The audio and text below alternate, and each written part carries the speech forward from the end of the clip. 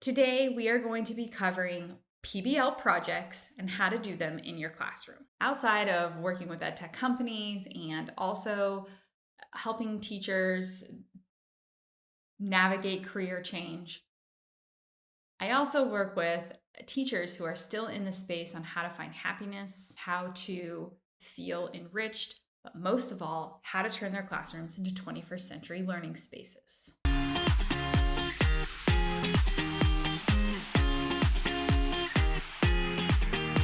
Hi everybody, welcome back to my channel. My name is Leena Saleh, the Edtech Guru, where we are disrupting edtech and education. All right, let's do this.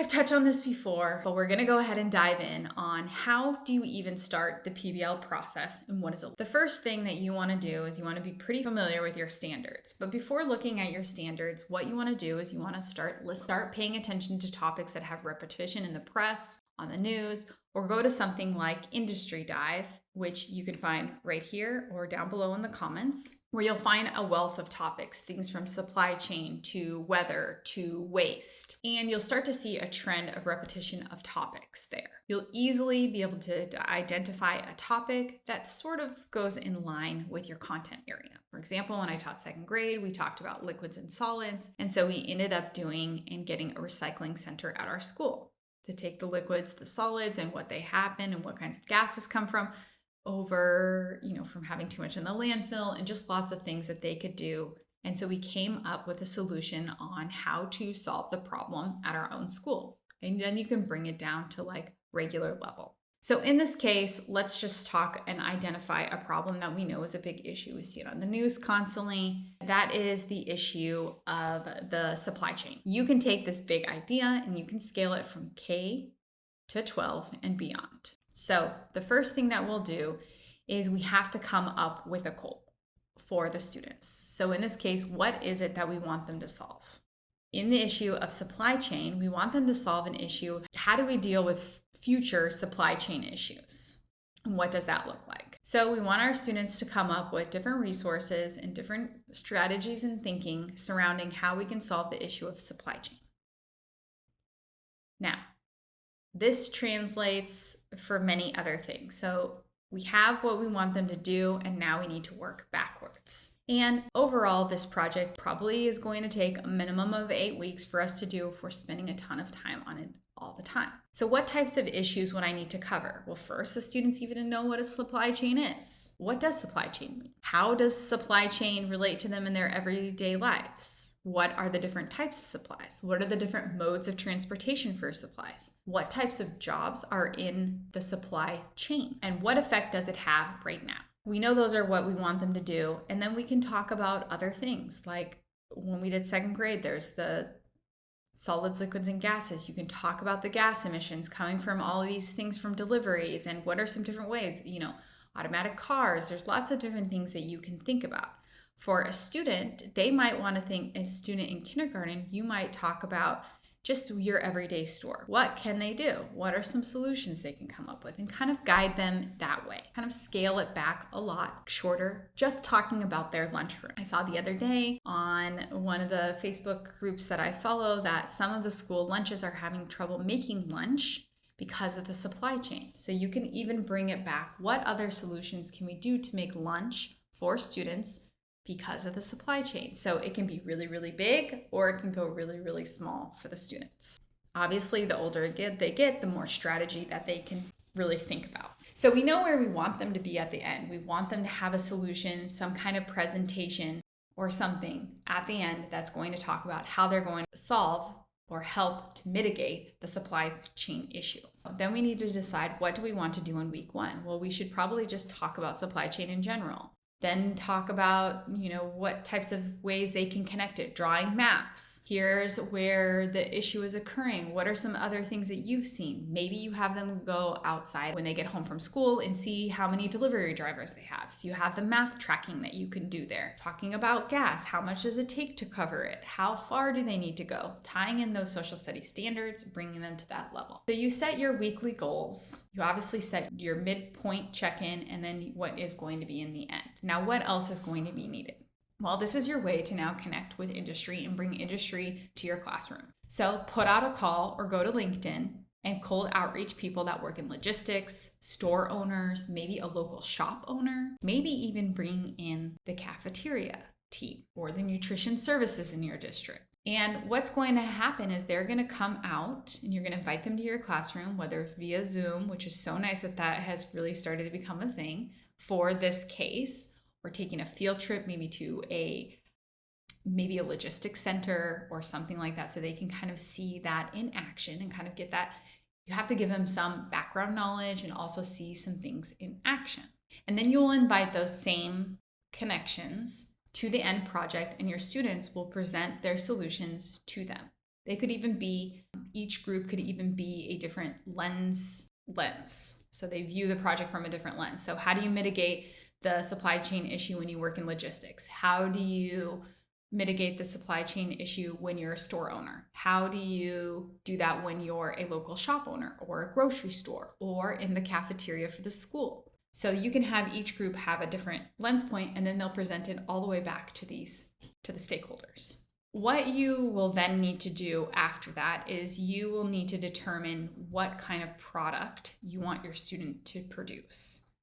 Do you want them to use a product like Canva and have them make infographics and a presentation and video clips, or create TikTok videos, public service announcements? What is it that you want the students to create to be able to show their thinking and the research that they've done to be able to deal with future supply chain issues? In this case, I probably would make a public service announcement, or I probably would make a business pitch. I would go as the logistics person and say, here's what you can do. Here are some different things that I had. You'll be very surprised at the things that students are actually able to come up with. Then you also need to put together some resources. This is a good way to invite your parents in. Also put out a call to see if anyone is in any one of these fields, if they have backstories or experiences. Maybe you could even do like a quick interview with them, like a panel interview on Zoom, and ask each one a question and say which kind of jobs they do, and the students are able to get a better understanding for that. But put together a bunch of resources for your students. This needs to include videos. It can include articles.